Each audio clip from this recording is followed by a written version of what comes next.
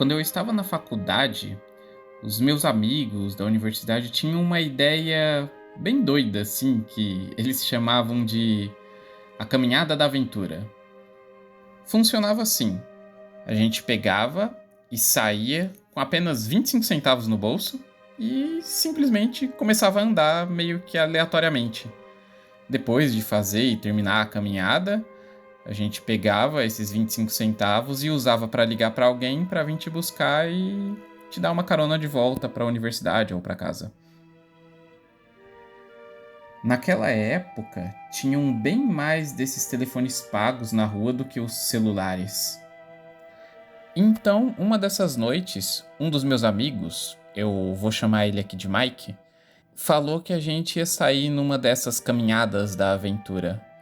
Eu fiquei meio relutante, mas acabei aceitando. Então ele pediu para eu mudar de roupa.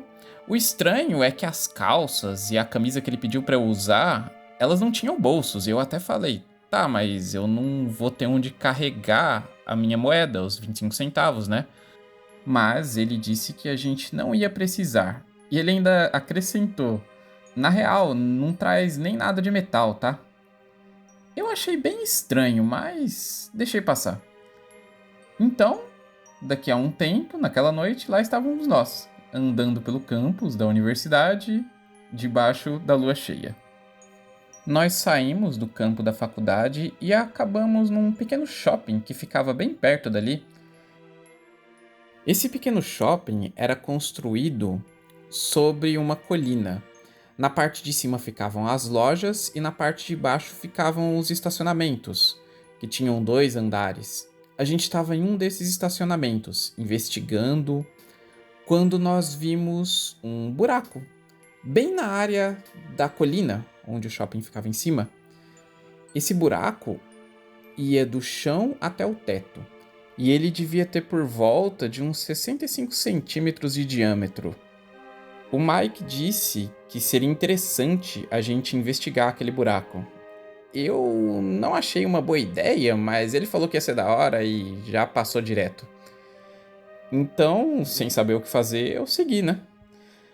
Quando eu entrei, automaticamente o meu coração já deu uma acelerada, porque eu percebi que tinha uma pessoa lá dentro. Eu achei que era um mendigo que tinha transformado aquele lugar em uma casa improvisada e fiquei com medo de ele atacar a gente. Mas o Mike falou: não se preocupa, enquanto você estiver comigo, ele não vai te machucar. E, bom, aquele cara, ele simplesmente ignorou a gente. Ele ficou andando de um lado pro outro, nem interagiu com a gente. Aquela área que estava atrás do buraco, ela com certeza não era uma coisa finalizada. O chão era todo sujo e não tinha iluminação nenhuma. A pouca iluminação que vinha ali pra dentro era a que vinha da própria garagem do estacionamento. Eu falei pro Mike que eu achava que não era uma boa ideia a gente estar ali. Mas ele olhou assim e falou: olha, vai mais adiante, vai mais longe. E ele falou assim: não, vamos seguir, vamos ver de onde é que isso dá. E ele foi direto pelo túnel que continuava e me encorajou para ir junto. Bom, sem saber o que fazer, eu fui atrás, né? E eu conseguia escutar ele na minha frente, andando, mas eu não conseguia ver ele porque estava bem escuro. Conforme eu andava, o teto foi ficando cada vez mais baixo. No início, eu só tive que me agachar um pouco para continuar, mas conforme foi passando o tempo, eu comecei a andar engatinhando mesmo. E depois eu fui me abaixando mais e mais, e quando eu percebi, eu já estava me arrastando. Chegou a um ponto que o buraco estava tão estreito que eu mal conseguia me mover. E eu comecei a pensar que eu tinha ido para o caminho errado, porque eu não escutava mais o Mike. Então eu pensei que eu deveria voltar, né? Porque não tinha como continuar. Só que aí eu percebi que eu tava preso. Não tinha como voltar também. E aí eu me toquei. Que eu meio que tinha entrado na minha própria cova. Eu tava em um buraco que ficava atrás de uma casa de um mendigo que ficava dentro de um buraco que estava no estacionamento de um shopping. qual era a chance de eu ser encontrado ali. E aí eu comecei a me sentir um idiota, porque eu tava preso, eu ia morrer ali.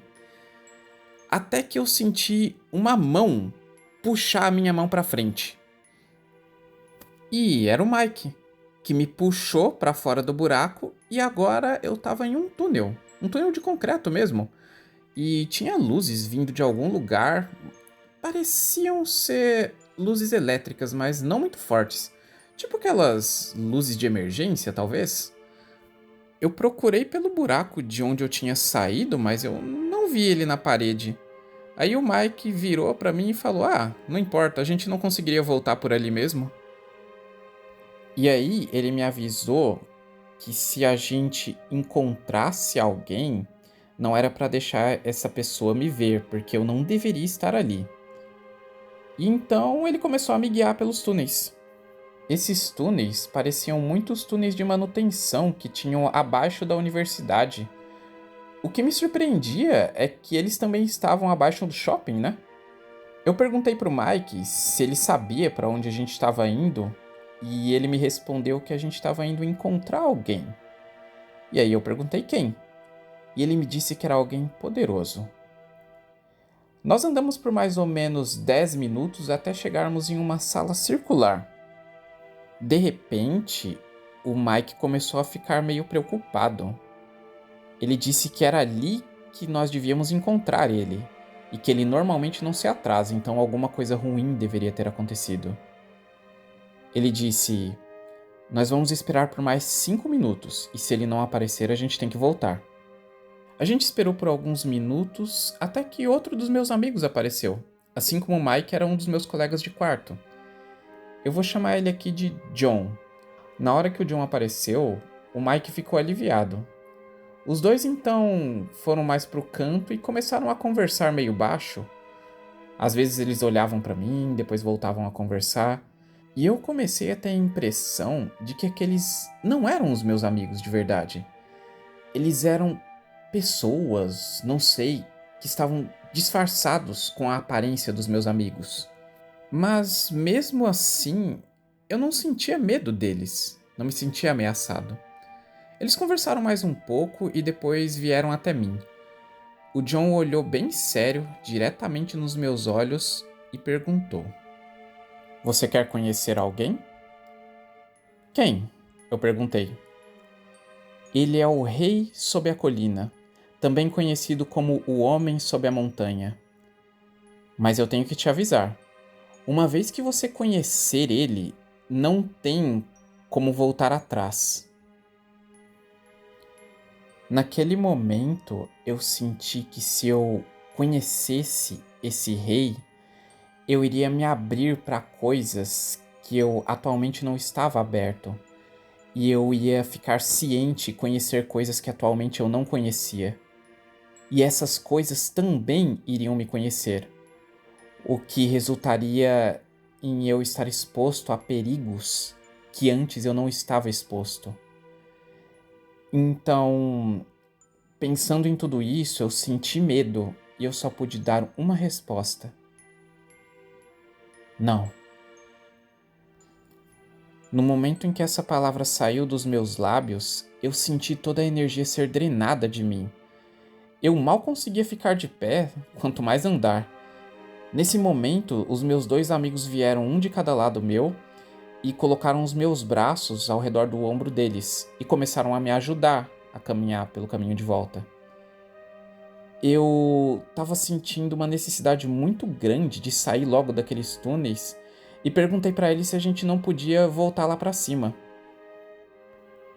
Meus amigos tentaram me explicar que os túneis eram o caminho mais direto de volta para casa e que se a gente subisse, a gente ia ter que dar muitas voltas e ia demorar muito para chegar.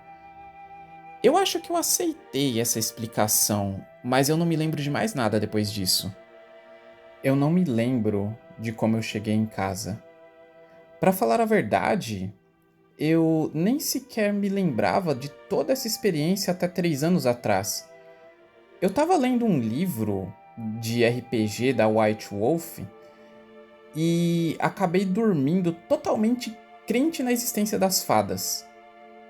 E quando eu acordei, eu lembrei de toda a experiência, como se fosse uma memória vívida, e tendo certeza de que de fato eu vivi essa experiência. E eu não entendia como é que eu poderia ter esquecido essa memória. Eu também tive a sensação de que eu não deveria contar essa história pra ninguém. Então eu, de fato, não contei. Mas agora as memórias começaram a desaparecer. Pra falar a verdade, eu nem lembro da história de primeira, sabe? O que eu tenho são memórias de memórias. Memórias da história que eu contei pra mim mesmo de novo e de novo e de novo. E até essas estão desaparecendo também. O aviso de que eu não deveria compartilhar essa história também desapareceu. Bom, então agora eu resolvi contar. E compartilhei com vocês. E por consequência, com todo o mundo.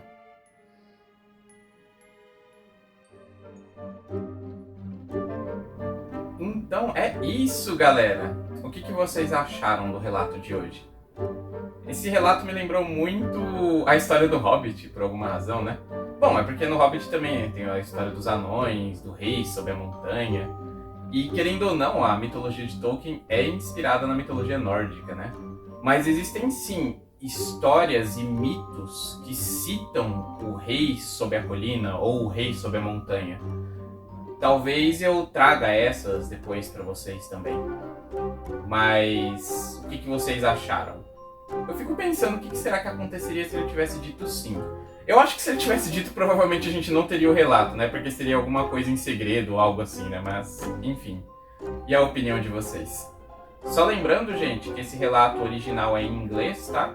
Eu vou deixar o link do vídeo original do canal Scary Fairy Godmother aqui na descrição. Também o link do relato no Reddit, acho que eu tenho, que é o relato original mesmo no Reddit, acho que eu tenho. Vai ficar na descrição também para vocês darem uma olhada. Se vocês gostaram e quiserem receber mais conteúdos do canal, se inscrevam aqui, né? Padrão. A gente faz conteúdos aí uma vez por semana ou de 2 em 2 semanas. Estamos trazendo sempre algumas coisinhas aí. E para quem for possível conferir meu livro Mente Fragmentada, eu vou ficar muito, muito, muito feliz, porque eu quero muito que as pessoas leiam e me deem opiniões. Acho que todo mundo que escreve gosta muito e fica muito feliz quando as pessoas leem seu conteúdo, né? Então, mas o link tá aí na descrição, meu povo. E se você for a garota mágica ou a fada que eu tenho buscado pelos últimos anos, saiba que eu ainda tô tentando te alcançar de alguma forma. É isso, gente. Até o próximo vídeo aqui no Reino das Fadas.